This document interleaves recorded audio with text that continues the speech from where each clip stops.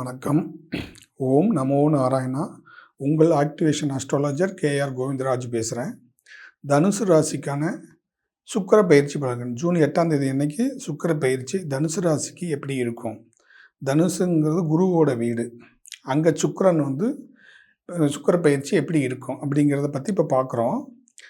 சுக்கிரனை எடுத்தாவே யோக பலன் கொடுக்கக்கூடிய கிரகம் தான். எல்லாரும் விரும்பி கேட்பாங்க. சுக்கிரனை எல்லாம் விரும்பி பார்ப்பாங்க.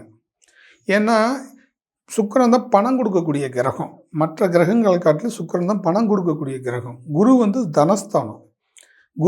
குரு பார்வையினால கோடி புண்ணியம் உண்டாகிறது. குரு உச்ச குருவாக இருக்கிறாரு. எங்கே சந்திரனுடைய வீட்டில் இருக்கிறாரு.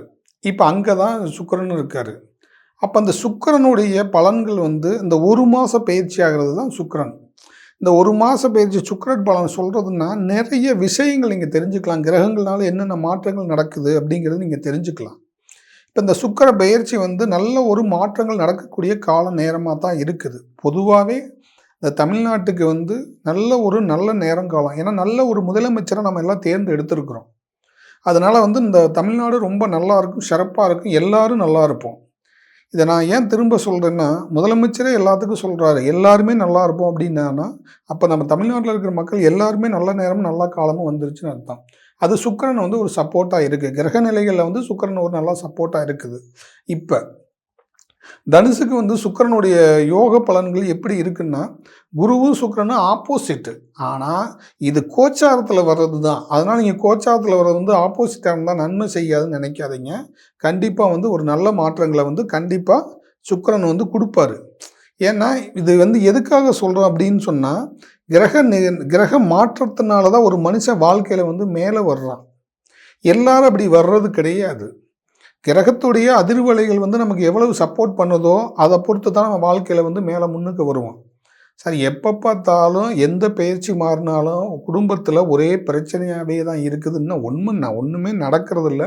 நான் ராசி பலன் தான் பார்க்குறேன். எனக்கு இன்னும் திருமணம் நடக்கலை, ஒரு வேலை கிடைக்கல, எனக்கு நான் தேடி போனால் அலைச்சலாக தான் இருக்குது, எந்த வாய்ப்பும் அமைய மாட்டேங்குது, ஒரு சின்ன தொழில் கூட என்னால் அமைச்சிக்க முடியலை.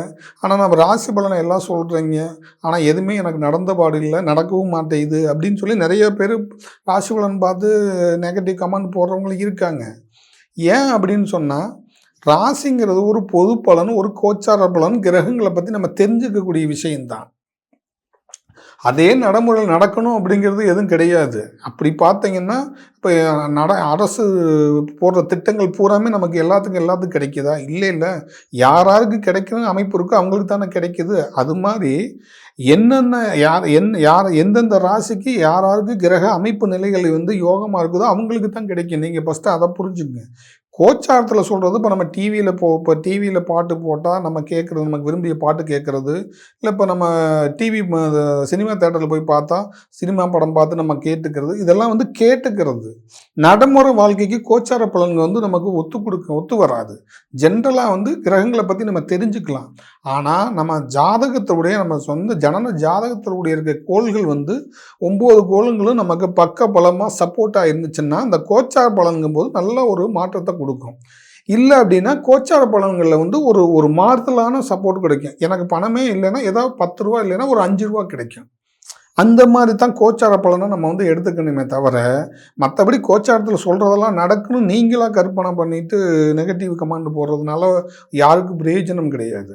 நம்மலாம் ஜாதகத்தை ஆய்வு பண்ணி அதுக்கு தனியாக ஒரு இன்ஸ்ட்ருமெண்ட் கண்டுபிடிச்சி இதை எந்த அளவுக்கு கிரகங்கள் சப்போர்ட் பண்ணுது, ஜாதக ரீதியாக ஒரு மனுஷனுக்கு எந்த அளவுக்கு கிரகங்கள் சப்போர்ட் பண்ணுது, உடல் ரீதியாக கிரகங்கள் எந்த அளவுக்கு சப்போர்ட் பண்ணுங்கிறதெல்லாம் நிறைய ஆய்வு பண்ணியிருக்கிறேன். இந்த சுக்கிரன்கிற கிரகம் சுக்கிர தோஷத்தை ஏற்படுத்தணும். அதே தோஷங்கிறது அதே கிரக கோயிலுக்கு போயிட்டு வந்தால் அந்த தோஷம் நிவர்த்தி ஆகிடும். அதேங்கிறது சுக்கிரன்கிறது உடம்புல விந்தணுக்களை உருவாக்குறது சுக்கிரன் தான். ஒருத்தங்களுக்கு குழந்தை கிடைக்கணும் அப்படின்னா அந்த சுக்கிரன் தான் மெயின் காரணம். நம்ம உடம்புல உற்பத்தி ஆகக்கூடிய விந்தணுக்கள் உற்பத்தி ஆகக்கூடியதை சுக்கிரன் தான் ஏற்படுத்துவார். இப்படி ஒவ்வொரு கிரகத்தோடைய தொடர்பும் உடம்புல இருக்குது. இப்போ செவ்வாயின்னு எடுத்துட்டிங்கன்னா, செவ்வாய்ங்கிறது இரத்தக்காரகன். உடம்புல நம்ம ரத்தம் ஊறிக்கிட்டே இருக்கு இல்லைங்களா? அந்த ரத்தம் ஊறுறதுக்கு செவ்வாய் தான் காரணம். இது எதுக்கு சொல்கிறேன்னா, கிரகங்களுடைய தொடர்பு ஜாதகம் நம்ம உடம்புக்குமே இருக்குது. அதுக்கு தனியாக நான் இன்ஸ்பெக்டே கண்டுபிடிச்சி ஒரு ஜாதகத்தை எடுத்தோம்னா அந்த ஜாதகத்தில் பிறப்பு ஜாதகத்தில் என்ன பிளானட்டு எங்கே தடையாக இருக்குது, என்ன சாபத்தினால அவங்க வாழ்க்கையில் முன்னுக்கு முடியலை, எதனால அவங்களால நிம்மதியாக இருக்க முடியலைங்கிறதெல்லாம் நம்ம பார்க்க முடியுது. பிரச்சனையே தீரணும்னா சாபத்தின் தாக்கம் அதிகமாக இருக்கும். அதுதான் மெயின். இதெல்லாம் இந்த கோச்சாரத்தில் வரக்கூடிய கிரக நிலைகள் அப்படி கொஞ்சம் கொஞ்சம் நமக்கு சப்போர்ட் பண்ணும். இப்போ ரொம்ப பிரச்சனையாக இருக்குன்னா உடனே போலீஸுக்கு ஃபோன் பண்ணால் உடனே அந்த இடத்துல அந்த பிரச்சனை சால்வ் ஆகிது, முடிஞ்சிருது இல்லைங்களா? அந்த பிரச்சனையை அந்த இடம் இல்லாமல் போயிடுதில்ல. அது மாதிரி தான் கோச்சாரத்தில் கிரகங்கள் வரும்போது நீங்கள் ராசி பலன் பார்க்கும்போது தெரிஞ்சுக்கலாம். ஓ, நமக்கு இதை மீறியும் நமக்கு ஏதோ ஒரு கிரகங்களுடைய தாக்கம் நமக்கு இருக்குது, அப்போ நம்ம பார்க்கணும் அப்படிங்கிறத நீங்கள் தெரிஞ்சுக்க முடியும். அப்போ ஒவ்வொரு வீட்டுக்கும் ஒவ்வொரு கிரகங்கள் அதிபதியாக இருக்கும். தனுசுக்கு குரு அதிபதி, அந்த வீட்டுக்கு குரு அதிபதி. குருவுடைய வீட்டில் இப்போ சுக்கிர பயிற்சி ஆகுதுன்னா இதுக்கு அதுக்கு சம்மந்தம் இல்லை. உங்களுக்கு வர முடியாமல் வராத பணம் இப்போ வரும். பணமே உங்களுக்கு வரலைன்னா இப்போ பணம் வரும். வேலையே கிடைக்காம இருந்தால் இப்போ வேலை கிடைக்கும். இப்படி ஏதாவது ஒரு நல்ல நல்ல சம்பவங்கள் மாதம் அந்த சுக்கிர பயிற்சி ஏற்படுத்திக்கிட்டே இருக்கும். இது ஏன்னா மாத பயிற்சி ஆகிறது, சந்திரன் 2 நாளைக்கு ஒருக்கு பயிற்சி ஆகிறது. இப்படி இந்த கிரகங்கள் எல்லாம் இப்படி மாதம் வரக்கூடிய பயிற்சியில் நீங்கள் நிறைய விஷயங்களை தெரிஞ்சுக்கலாம். ஓ, கிரகங்கள்னால இவ்வளோ மாற்றங்கள் நடக்குதா அப்படின்னு. இப்போ லாட்ரி சீட்டு யோகம் வரும்னா அந்த சுக்கிரனால தான் வரும். இப்போ எனக்கு ஒரு பெரிய கம்பெனியில் ஒரு வேலை கிடைக்குதுன்னா அது சுக்கிரன் தான் சப்போர்ட் பண்ணும். இப்போ நீங்கள் பெரிய பெரிய கம்பெனியில் அரசு உத்தியோகத்தில் சொகுசு வாழ்க்கை அனுபவிக்கணும்னா அது சுக்கிரன் தான் மெயின் காரணம். இது எல்லாமே சுக்கிரனால் ஏற்படக்கூடியது. சுக்கிரன் நன்மையை கொடுக்கக்கூடிய கிரகம். அது மகாலட்சுமி. சுக்கிரனுடைய அம்சம் மகாலட்சுமி. அப்போ சுக்கிரன் நமக்கு ஆக்டிவிட்டி ஆகணும், சுக்கிரனுடைய நன்மை கிடைக்கணும் அப்படின்னா கஞ்சனூர் சுக்கிரன் ஸ்தலத்துக்கு போய் நீங்கள் வழிபாடு பண்ணணும். அதுதான் சுக்கிரன் ஆக்டிவேஷன் ஆகணும். சுக்கிரனுக்கு அதிபதியான கோயில் எதுன்னு கேட்டிங்கன்னா ஸ்ரீரங்கம், திருச்சி ஸ்ரீரங்கத்தில் இருக்குது இல்லைங்களா? அதுதான் சுக்கிரனுக்கு அதிபதியான கிரகம், ஸ்ரீரங்கநாதர். இது வழிபாடு பண்ணணும். இந்த மாதிரி வழிபாடு பண்ணும்போது அந்த சுக்கிரனால் ஏற்படக்கூடிய தோஷம் நீங்கி நம்ம தொழில் மூலியமாக பணம் வரும். ஒரு திருமணம் நடக்கலைன்னா திருமணம் நடக்கும். ஒரு புது தொழில் ஆரம்பிக்கலாம்னா புது தொழில் ஆரம்பிக்கலாம். இது எல்லாமே கிரக சப்போர்ட் வேணும். இப்போ நம்ம மனுஷங்களுக்குள்ள ஒரு சப்போர்ட் இருக்குது தெரியுங்களா? அப்போ நம்ம ஒரு பொருளை தூக்க முடியல, ஏப்பா நீ கொஞ்சம் கையில் பிடி தூக்கு அப்படின்னு நம்ம சொல்கிறோம் இல்லைங்க. ஒரு வீட்டுக்கு ஒரு பீரோவை எடுத்துகிட்டு போகிறோம். அப்போ ஒரு ஆள்னால தூக்க முடியாது. அப்போ 4 பேர் சப்போர்ட் பண்ணால் தான் அந்த பீரோவை வீட்டுக்குள்ளே கொண்டு போக முடியும். அதே மாதிரி நமக்கு கிரகங்கள் 9 நமக்கு சப்போர்ட் பண்ணால் தான் நம்ம வாழ்க்கையில் உயர முடியும். நீங்கள் அதை தெரிஞ்சுக்கிறதுக்காக தான் விளக்கத்தை கொடுக்கறது. இப்போ இந்த பூர்வ புண்ணியமெல்லாம் ஆக்டிவேட் ஆகுதுன்னா அது குருவால் ஆக்டிவேட் ஆகுது. அந்த பூர்வ புண்ணியம் ஆக்டிவேட் ஆனால் அங்கே சுக்கிரன் பணம் கொடுக்க ஆரம்பிச்சிடுறாரு. அது தொழில் மூலியமாக இருக்கட்டும், இல்லை வேலை மூலியமாக இருக்கட்டும், இந்த சுக்கிரன் கொடுப்பாரு. சார், இந்த ஜாதக ரீதியாக அந்த இப்போ கோச்சாரத்தில் எல்லாரும் பார்க்குறாங்க. இப்போ நீங்கள் சொல்கிறீங்க நம்ம கோச்சார ராசி பலனில் நீங்கள் சொல்கிறீங்க சுக்கிரனை பற்றி சொல்கிறீங்க, நாங்கள் நிறைய பேர் பார்க்குறோம். நீங்கள் சொல்கிறது ஆனால் நடக்கிறது இல்லை, எதுனாலும் தெரியல. நீங்கள் சொல்லிக்கிட்டே போகிறீங்க, எதுவுமே நடக்க மாட்டேங்குதுன்னா வேலை செஞ்சால் தான் சம்பளம் கிடைக்கும். நாங்கள் கிரகங்களை கணிக்கிறோம். கிரகங்களுடைய தடைகள் இந்த மாதிரி ஜாதக ரீதியாக இருக்குது, கோச்சார ரீதியாக இந்த மாதிரி வருதுன்னு நம்ம சொல்கிறோம். நீங்கள் வேலை செஞ்சால் உங்களுக்கு பணம் கிடைக்கும். அப்போ நீங்கள் வேலையே செய்யலைன்னா பணம் எங்கேருந்து வரும்? பணம் எங்கேருந்தும் வராது. அது மாதிரி அந்த கிரக சப்போர்ட் இருந்தால் உங்களுக்கு வேலை கிடைக்கும், வேலை மூலியமாக பணம் வரும். இது எல்லாத்துக்குமே கிடைக்குமா அப்படின்னா கிடைக்கிறதில்ல. அந்தந்த நேரங்காலம் வரும்போது அந்த நமக்கு தடையாக இருக்கக்கூடிய தோஷங்கள் விலகணும், சாபங்கள் நீங்கணும். அப்படி நீங்கும் போது தான் நமக்கு அந்த அதிர்ஷ்டம் வரும். அப்போ இந்த ராசியில் கோடிக்கணக்கான பேர் இருப்பாங்க. இந்த கோடிக்கணக்கான பேர்த்துக்கு அந்த அமைப்பு இருக்கிறது இல்லை.